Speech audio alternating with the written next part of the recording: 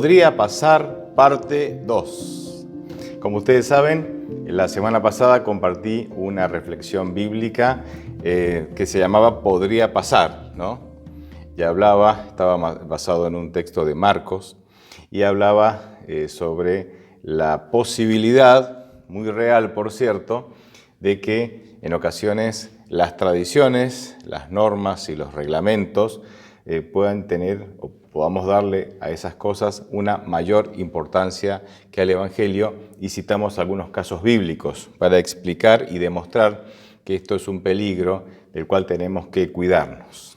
Bien, debido a algunos comentarios, algunas reacciones, y debido a que el material que yo tenía era abundante y que solamente puse o compartí una parte en la primera reflexión, ahora entonces, guiado por el Señor, porque oré para esto, voy a compartir la segunda parte. Bueno, comenzamos entonces diciendo que la gracia de Dios es lo que nos sostiene no solamente desde la perspectiva de la esperanza de salvación, sino que es lo que nos sostiene todo el tiempo en nuestra vida cotidiana.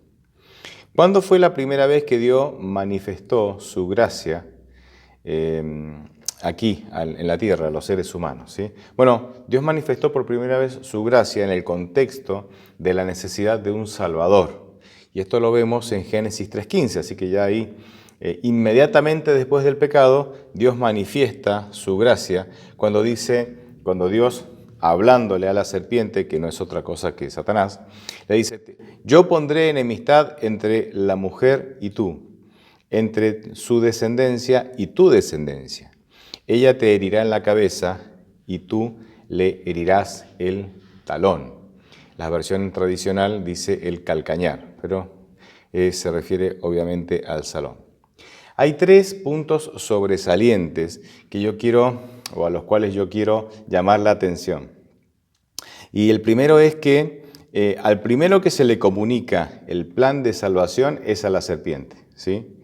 En definitiva, la alegría de la serpiente, la alegría de Satanás de haber logrado que la humanidad se independice de Dios y cayera en el pecado, uniéndose de alguna manera a Él, ¿sí?, y a sus designios, le duró poco. La alegría le duró poco. El segundo punto a destacar es que la gracia se manifiesta en primera instancia, asegurando que el mal sería erradicado mediante una batalla, es decir, una pelea espiritual. Ese es un punto a destacar. El mal sería erradicado, pero mediante una batalla, una pelea espiritual, lo que conlleva obviamente un esfuerzo. Y aquí entonces me introduzco en el tercer punto que quiero destacar, es que ese esfuerzo por erradicar el mal de mi vida, ¿sí?, tenemos que tener muy claro dónde aplicar el esfuerzo. Y en esto la Iglesia cristiana en general, a través de los años, muchas veces se ha equivocado y aún incluso en muchos lugares se siguen equivocando en dónde aplicar el esfuerzo para poder ganar esta batalla espiritual entre el bien y el mal. Y tal vez en este tercer punto me voy a explayar un poco más al desarrollar el tema. Bien, ¿qué es la gracia de Dios? El concepto de gracia en la Biblia tiene muchas aristas, es como tiene con muchos lados, como hay muchas maneras de definirla la gracia, y solamente en la función que la gracia cumple en nuestra vida, ya ahí podemos encontrar varias definiciones, porque cumple varias funciones. Pero no me quiero dedicar, no es el tema central de esta reflexión, definir lo que es gracia, aunque sería muy lindo algún momento poder desarrollarlo. Lo que quiero entonces ahora es destacar un punto, ¿sí? Y para destacar aquello que hoy quiero compartir con ustedes, voy a leer 2 Corintios 12, del 7 al 9. El texto bíblico dice así: y para que no me exaltara demasiado por la grandeza de las revelaciones, se me clavó un aguijón en el cuerpo, un mensajero de Satanás, para que me abofetee y no deje que yo me enaltezca. 3 veces le he rogado al Señor que me lo quite, pero Él me ha dicho: con mi gracia tienes más que suficiente, porque mi poder se perfecciona en la debilidad. Este texto que leímos, en este texto que leímos, hay una clara e inevitable e innegable relación entre el concepto de gracia y poder. Pablo le está pidiendo que Dios lo libre de lo que creemos que era una enfermedad, lo que él llama un aguijón en la carne. Ha rogado varias veces para que Dios lo haga, que Dios lo libre de ese mal. Y Dios le dice, no es necesario que yo quite ese mal, porque te daré, en primer lugar dice, gracia para que puedas sobrellevarlo. Y después repite el concepto, pero en lugar de decir gracia, dice poder. Es decir, aquí hay una relación directa entre lo que es gracia y poder. En otras palabras, en este caso, la gracia de Dios se manifestó en brindarle a Pablo poder para sobrellevar una situación difícil, para alcanzar la victoria sobre una circunstancia no deseada. Aquí la gracia entonces tiene una clara relación con poder. Entonces, ahora que queda claro esta idea, déjenme mostrarles, siguiendo con el concepto de responsabilidad, que fue el concepto que compartí con ustedes la semana pasada, la relación que hay entre la responsabilidad y la gracia. ¿Qué relación hay entre el concepto de la responsabilidad y la gracia? Para eso vamos a leer un segundo texto, que es Tito 2, del 11 al 14. Y el texto dice así: porque la gracia de Dios se ha manifestado para la salvación de todos los hombres. Y nos enseña, si la gracia nos enseña, que debemos renunciar a la impiedad y a los deseos mundanos y vivir en esta época de manera sobria, justa y piadosa, mientras aguardamos la bendita esperanza y la gloriosa manifestación de nuestro gran Dios y Salvador Jesucristo, quien se dio a sí mismo por nosotros para redimirnos de toda iniquidad y purificar para sí un pueblo propio, celoso de buenas obras. Quiero destacar acá entonces el papel de la gracia. La gracia, en el versículo anterior que leímos, se manifestó dándole poder a Pablo para vivir una vida conforme a la voluntad de Dios y para poder resistir y tener victorias sobre las circunstancias difíciles que nos tocan vivir. Aquí la gracia, en el versículo 12, dice que nos enseña. Y la gracia dice nos enseña. La palabra en griego, que se traduce por enseña, puede significar justamente educar, instruir, enseñar, y es muy usada en las Escrituras, se usa con frecuencia para describir el proceso de cómo criar un niño, de cómo instruir, cómo educar, cómo enseñar a un niño. Entonces, por un lado, la gracia de Dios se manifiesta dándonos poder, como leímos recién en 2 Corintios 12, para tener la victoria sobre circunstancias difíciles, pero al mismo tiempo la gracia de Dios nos instruye, nos enseña de cuáles son las decisiones correctas que yo debo tomar para vivir conforme a la voluntad de Dios. En definitiva, podríamos resumir esta doble función de la gracia con un pasaje bíblico. Me encanta cuando yo puedo resumir con un pasaje bíblico una enseñanza básica, fundamental, un principio básico de vida. El pasaje es Filipenses 2:13. Porque Dios es el que produce en ustedes lo mismo el querer como el hacer por su buena voluntad. Pero fíjense lo que dice la versión Palabra de Dios para Todos, que lo dice de manera mucho más clara, cuando declara: Dios está obrando entre ustedes, Él despierta en ustedes el deseo de hacer lo que a Él le agrada y les da poder para hacerlo. Así que aquí notamos que la gracia de Dios se manifiesta en nuestras vidas en por lo menos dos maneras: dándonos poder para tener victoria sobre el pecado y victoria sobre las situaciones difíciles que nos tocan vivir, y al mismo tiempo enseñándonos cuál es el camino, cuáles son las decisiones correctas que yo tengo que tomar para tener una mejor relación con Cristo. Porque recuerden que la salvación no viene por lo que hago, sino que la salvación viene por una relación con Dios. Sin embargo, podemos caer en algún engaño sutil. Y en la reflexión anterior les comenté que cuando uno no entiende el concepto de responsabilidad en la Biblia, ¿sí?, en relación a la diferencia que hay entre ser responsables y responder, uno puede caer en caer en una sutil práctica de salvación por obras, ¿sí? Bien, ¿cuál es el engaño sutil en el cual podemos caer siguiendo la línea de pensamientos que estoy compartiendo con ustedes ahora?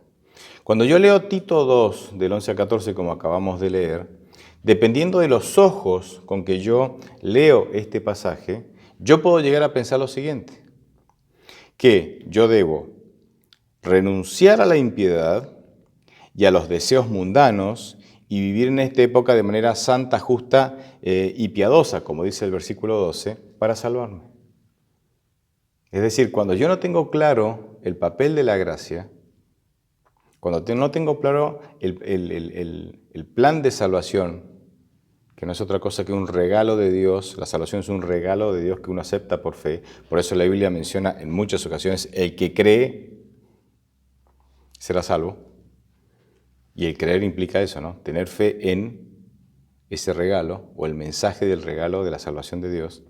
Entonces, si uno no tiene claro eso, puede llegar a pensar que la gracia me está enseñando, leyendo Tito 2 del 11 al 14, que la gracia me está enseñando a que yo debo ser responsable en llevar una vida piadosa porque esa es la manera en la cual yo voy a obtener salvación. De ahí está el engaño sutil. Por eso, una de las maneras de tergiversar la gracia de Dios es creer y enseñar que la gracia de Dios se manifiesta a través de reglamentos, tradiciones, normas que debemos obedecer para ser salvos. Y esto no es poca cosa y esto es grave. Cuando yo creo que la gracia de Dios, lo único que hace, o el único papel de la gracia de Dios, o el papel más importante de la gracia de Dios, es capacitarme para que yo sea responsable, porque la salvación viene por ser responsable a los mandatos de Dios, a los consejos y a los mandamientos de Dios. Entonces estoy tergiversando la gracia de Dios, el concepto de la gracia de Dios. Como dijimos en el tema anterior, obviamente es importante ser responsable con los consejos que Dios nos da porque es para nuestro bien, pero la salvación no viene exclusivamente, no viene por ser obediente. La salvación es por gracia, es un regalo de Dios. Bien, para no ser tan filosóficos, y ustedes saben que a mí me gusta que las reflexiones que comparto con ustedes se puedan entender, déjenme compartir algunos ejemplos que intentan bajar a la práctica lo que acabo de decir. Veamos el caso o el ejemplo que le voy a dar es usando dos conceptos, responsabilidad y expectativas, que tiene que ver con el tema que venimos trayendo desde la semana pasada. Así que el ejemplo que les voy a dar va a encerrar estos dos conceptos, responsabilidad y expectativas, para ejemplificar lo que estamos diciendo. Nosotros tenemos una fuerte tendencia a confundir expectativas con esperar. Recuerdan que la semana pasada hablamos de la tendencia a confundir responsabilidad con responder. Bueno, ahora quiero de alguna manera introducir esta nueva idea. Tenemos la fuerte tendencia a confundir expectativas con esperar. Vamos a usar, por ejemplo, una amistad. Supongamos que yo tengo una amistad con vos. Sí, tengo una amistad con vos, ahí. Con alguno de ustedes que me están mirando, con alguno de aquellos que me miran que observan esto o que miran esta reflexión por internet. Supongamos que yo tengo una amistad con vos. Bien, como somos amigos, para que nosotros tengamos una relación de amistad saludable, nuestra amistad tiene que estar basada en un esperar. Entonces, cuando estamos separados, esperamos estar juntos para reír, para hablar, para compartir, hacer cosas de amigos, ¿sí? Entonces, para que la relación de amistad sea saludable, nuestra relación tiene que estar basada en un esperar. Ahora, este asunto de esperar es espontáneo y es dinámico, ¿sí? Cuando la amistad está basada en un esperar el uno del otro, la relación se vuelve espontánea y dinámica. Tiene una sensación de que la relación está viva, que es una relación libre y todos entonces disfrutamos de las cosas que surgen espontáneamente cada vez que nos encontramos. Pero ¿qué sucede si yo cambio el concepto de esperar por el concepto de expectativa? Es decir, ¿qué pasa si mi relación ya no está basada en un esperar, el uno del otro, sino que ahora la relación de amistad está basada en el concepto de expectativa. Cuando la expectativa entra en la relación, la ley ha entrado en nuestra relación. Entonces ahora yo pretendo que vos actúes, vos que sos mi amigo, que vos actúes de una manera determinada para cumplir con las expectativas que yo tengo de vos y de nuestra relación. Entonces nuestra relación, que antes era viva y espontánea, porque estaba basada en el esperar, ahora se convierte en una relación semirrígida, llena de reglas y requisitos. Y yo tengo la expectativa de que vos cumplas con esas reglas, con esos requisitos, con esas cosas que yo pretendo que cumplas para que esta relación funcione. ¿Y qué pasa? Cuando vos no cumplís con esos requisitos, cuando vos no cumplís con esas expectativas que yo tengo, esta amistad aquí se corta. Y yo sé que puede surgir entre ustedes la pregunta inevitable, la cual dice que si nosotros no tuviéramos, o sea, que si entre nosotros, en nuestra sociedad, digamos, o entre nosotros no hubiera expectativas y responsabilidades, ¿no se vendría todo abajo? Porque cuando uno observa la sociedad, en buena medida, la sociedad está regida por expectativas y responsabilidades. Yo tengo la expectativa de que mi vecino sea responsable en la manera en que se comporta para que podamos tener una buena relación. ¿Me entienden? Porque si él se le da por poner la música a todo lo que da durante toda la noche y es un irresponsable en ese sentido, entonces nuestra relación va a funcionar mal. Yo entiendo que socialmente esto es válido y que socialmente esto tiene su valor, pero no tiene su valor, me parece a mí, o no debería la Iglesia responder a este modelo. Porque aquellos que tienen una comunión íntima con Dios, una comunión o una relación basada en el amor con Dios, van a desarrollar esa amistad con otros valores. Y quiero ejemplificar esto con, valga la redundancia, con otro ejemplo, para que vean lo peligroso que es que en la Iglesia nosotros tomemos este modelo para poder regir nuestras relaciones y especialmente peligroso tomar este modelo para regir mi relación con Dios. En nuestra sociedad, las responsabilidades y las expectativas, así tal como la sociedad las usa, ¿verdad? Normalmente son maneras de motivar, pero usan como motivación la culpa, la vergüenza y el juicio. Y generan un ambiente en el cual yo, a través de mi desempeño, puedo obtener identidad y valor propio. Uy, esto suena difícil, no, pero es fácil, miren, es fácil. Déjenme darles ahora sí un ejemplo. Una vez que está la parte filosófica, ya que la compartí con ustedes, déjenme darles un ejemplo. Por ejemplo, en nuestra sociedad secular, ¿sí? Sin Dios, podemos decir así, que normalmente tiene o se maneja con una mentalidad empresarial, que en general se maneja con una mentalidad empresarial.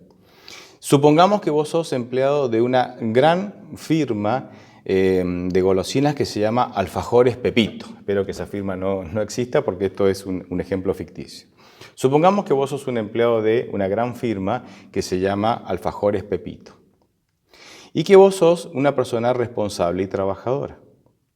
Entonces, porque sos responsable y trabajadora, cumplís con las expectativas que la empresa tiene de vos, ¿sí? Dicho de otra manera, porque cumplís con las expectativas que la empresa tiene de vos y cumplís esas expectativas porque sos una persona responsable y trabajadora, entonces ahora Alfajores Pepito te nombra el empleado del mes y te gratifica por ser el empleado del mes. Te pone una cucarda que dice fulano de tal, el empleado del mes. Pone una foto gigante en la pared que dice fulano de tal es el empleado del mes. Y además te gratifican o te premian con entradas para algún concierto, con un voucher con beneficios, con te aumentan el sueldo o te dan un regalo económico para valorar, para de alguna manera premiarte, porque has cumplido las expectativas de la empresa Alfajores Pepito siendo responsable. Cuando pasa eso, entonces, al notar yo que me valoran por ser responsable, ¿sí? Me consideran valioso por ser responsable, y yo me doy cuenta que me valoran y me consideran valioso porque me premian, yo genero identidad para con Alfajores Pepito. Entonces, cuando me preguntan, ¿quién sos? Nosotros inflamos el pecho, ¿no? Y decimos con orgullo, soy empleado de Alfajores Pepito. Y lo decimos con orgullo y con satisfacción porque hemos creado un vínculo con esta entidad, con esta institución, porque esta institución me valora, porque yo he cumplido con las expectativas de esta institución siendo responsable. Y por eso recibo premios, ¿no? Ahí está la valoración. Bien, esto, aunque empresarialmente puede funcionar y puede no tener nada de malo, no digo que esto tiene nada de malo, es un concepto netamente terrenal, netamente terrenal. Pero no funciona con los valores del cielo. Porque imagínense, ¿qué hijo de Dios en la tierra nueva, después que Cristo venga a buscarnos y nos lleve, qué hijo de Dios en la tierra nueva va a poder decir lleno de orgullo, yo me salvé porque fui un buen hijo de Dios, porque fui responsable, porque cumplí con las expectativas de Dios? Ninguno, ninguno. Al contrario, lo que diremos allá es que estamos allá gracias a Dios, gracias a la gracia de Dios, el cual Él nos regaló y que nosotros lo único que hicimos fue aceptarla aunque no la merecíamos. Entonces, los resultados de este modelo están muy claros. Porque cuando Alfajores Pepito deje de considerar que vos sos... cuando Alfajores Pepito se dé cuenta de que vos ya no estás cumpliendo con las expectativas que ellos esperan. Y esto puede pasar porque te enfermaste. Y esto puede pasar porque estás agotado. Y justamente por ser tan responsable, tal vez te agotaste. Y esto puede pasar porque tu familia está teniendo algún problema. Entonces vos ya no tenés el rendimiento que ellos esperan que vos tengas en el trabajo. Tal vez estás pasando por una depresión. Tal vez estás desanimado. Cualquiera sea el motivo. Cuando vos entonces dejás de cumplir con las expectativas que Alfajores Pepito tenía de vos, Alfajores Pepito ya no te premia, ya no te valora, ya dejás de ser el empleado del mes. Y si esta conducta se proyecta en el tiempo, si continúa en el tiempo, incluso Alfajores Pepito puede decirte, ya no te necesitamos más en esta institución, puedes irte a tu casa y te echan.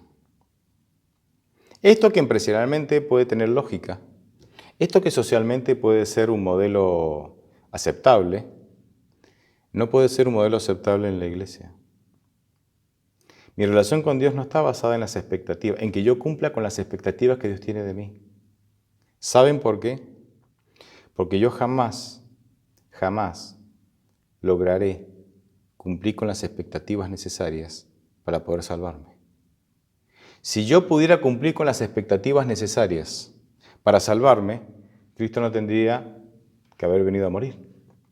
Cristo vino a morir por mí porque no había otra manera de salvarme. Porque no importa lo que yo haga o lo que quiera hacer, no importa lo bueno que yo me considere, no importa lo que yo haga, jamás lograré salvarme por mí mismo. Isaías 64:6. Mis justicias son como trapos de inmundicia. Por eso necesito la justicia de ¿quién? La justicia de Cristo. Pero cuando las iglesias de alguna manera motivan a sus fieles con un modelo empresarial de expectativa y responsabilidad, diciéndole que si cumplís con las expectativas Dios te ama y si no cumplís con las expectativas entristeces a Dios, o Dios se enoja, en algunas iglesias, no, Dios se enoja y viene la ira de Dios, algunos llegan hasta ese nivel, hasta ese punto, estamos transformando la iglesia o estamos liderando la iglesia con un modelo empresarial. Dios no puede tener expectativas mías en cuanto a que yo puedo llegar a hacer algo para salvarme. Déjenme leerles un texto bíblico para que vean que esto es así. 1 Corintios 1, 26 al 29. Voy a leer la versión Dios habla hoy. Hermanos, deben darse cuenta de que Dios los ha llamado a pesar de que pocos de ustedes son sabios según los criterios humanos. Y pocos de ustedes son gente con autoridad o pertenecientes a familias importantes. Y es que para avergonzar a los sabios, Dios ha escogido a los que el mundo tiene por tontos. Y para avergonzar a los fuertes, ha escogido a los que el mundo tiene por débiles. Dios ha escogido a gente despreciada y sin importancia de este mundo, es decir, a los que no son nada, para anular a los que son algo. Así, nadie podrá presumir delante de Dios. ¿A quién eligió Dios? A los que no son nada. Porque el poder de Dios brilla en la debilidad, como dice 2 Corintios 12. Entonces, cuando vos te sentís nada, cuando te sentís débil, cuando te sentís inútil, cuando te sentís que no podés, sos el candidato perfecto para que la gracia de Dios se manifieste en tu vida y vos hagas grandes cosas para vos, o sea, Dios haga grandes cosas en tu vida para beneficio tuyo y para el avance de la obra de Dios, especialmente para el avance de la obra de Dios. Por eso, si vos crees que podés llegar a hacer algo para cumplir con las expectativas que Dios tiene y de esa manera ser un buen cristiano y de esa manera poder llegar a ganarte el favor de Dios y de esa manera llegar a tener un puntito más en la carrera de la salvación, ese pensamiento no es otra cosa que una sutil y en algunos casos no tan sutil concepto de salvación por obras. Nosotros no necesitamos hacer nada para merecer la salvación. No la merecemos. Y por más que te esfuerces, nunca la vas a merecer. No necesitas hacer nada para ganarte el favor de Dios. Romanos 5 dice que siendo aún enemigos de Dios, Él dio su vida por nosotros. ¿Qué hace un enemigo para ganarse el favor de su otro enemigo? Nada, son enemigos. No hacen nada para ganarse el favor, al contrario, se odian. En nuestro caso, nosotros somos enemigos de Dios. ¿Qué puedo hacer yo como enemigo de Dios para ganarme el favor de Dios? Nada, si es mi enemigo. Es decir, yo tengo una actitud de enemigo hacia Él. Yo no quiero ganarme el favor de Dios, es mi enemigo, por naturaleza es mi enemigo. Dios sabía que nuestra naturaleza pecaminosa genera enemistad para con Él. Entonces Dios dijo, si yo espero que ellos de alguna manera les nazca hacer algo favorable para que yo me incline hacia ello para ayudarlos, jamás sucederá. Por eso la iniciativa de salvación es de Dios. Por eso Romanos 5 dice que aunque éramos enemigos, Él tuvo la iniciativa de venir a buscarnos, de venir a morir por mí y de poner al Espíritu Santo, nada menos que al Espíritu Santo, una de las personas de la divinidad, para convencernos de pecado y para llevarnos a Cristo. Que nuestra motivación para acercarnos a Dios no sea lo que yo puedo hacer para ganarme el favor de Él. Que mi motivación para acercarme a Dios sea que, habiendo sido sensible a la voz del Espíritu Santo, que me lleva a Cristo y a la obra que Cristo hizo por mí, ahora, iluminada mi mente con el poder y la presencia del Espíritu Santo, yo pueda entender que Dios me ama tanto, que aunque yo soy por naturaleza su enemigo, Él vino a hacer todo y a regalármelo para que yo pueda salvarme.